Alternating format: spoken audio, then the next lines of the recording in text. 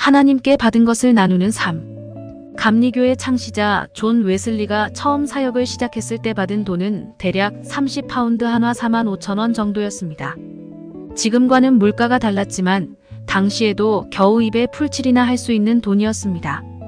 웨슬리는 이 중 28파운드만 있어도 충분히 살 수 있다고 생각해 나머지 금액은 구제에 사용했습니다.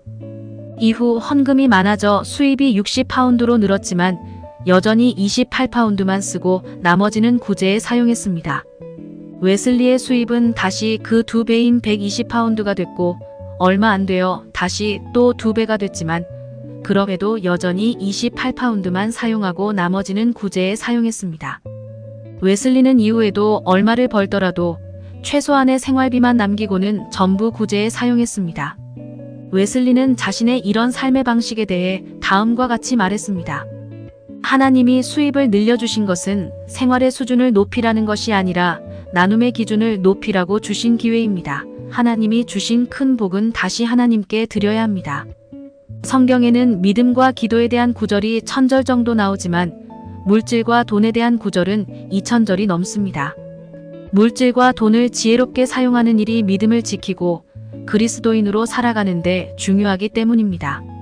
우리의 욕심을 내려놓고 두 렙돈의 과부처럼 하나님을 기쁘시게 할 줄 아는 그리스도인이 되십시오. 하나님께서 주신 것을 어려운 사람들과 나누는 그리스도인의 삶에 대해 생각해 보겠습니다. 오늘의 말씀 고린도후서 9장 8절 찬송가 215장 218장. 하나님이 능히 모든 은혜를 너희에게 넘치게 하시나니 이는 너희로 모든 일에 항상 모든 것이 넉넉하여 모든 착한 일을 넘치게 하게 하려 하심이라. 세상에는 잘 사는 사람도 있지만 경제적으로 어려움을 겪는 사람들도 있습니다. 어떤 사람들은 하나님께서 어떻게 사람들을 먹고 살기도 어려운 지경에 두고도 그냥 보고 계시냐고 말하기도 합니다.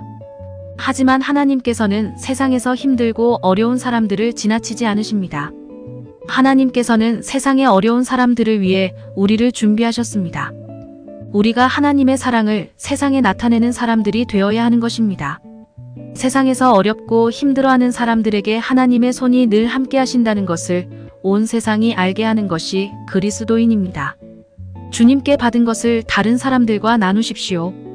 물론 그리스도인 가운데서도 경제적으로 넉넉하지 않고 어려운 사람들도 있습니다. 하지만 쓰고도 남을 만큼 풍족하게 받은 사람들도 있습니다.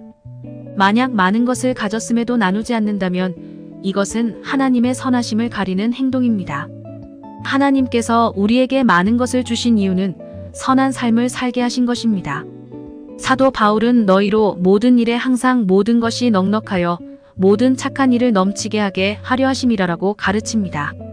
하나님의 선하심을 세상에 나타내기 위해 다른 사람과 나누는 삶을 사십시오.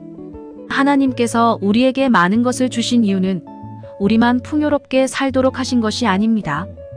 우리가 하나님의 손이 되어 어렵고 힘든 사람에게 나아가게 하신 것입니다. 하나님께서 주신 것을 움켜쥐고 놓지 않는 어리석은 사람이 되지 말고 어려운 사람에게 나누는 그리스도인이 되시기 바랍니다. 오늘의 기도.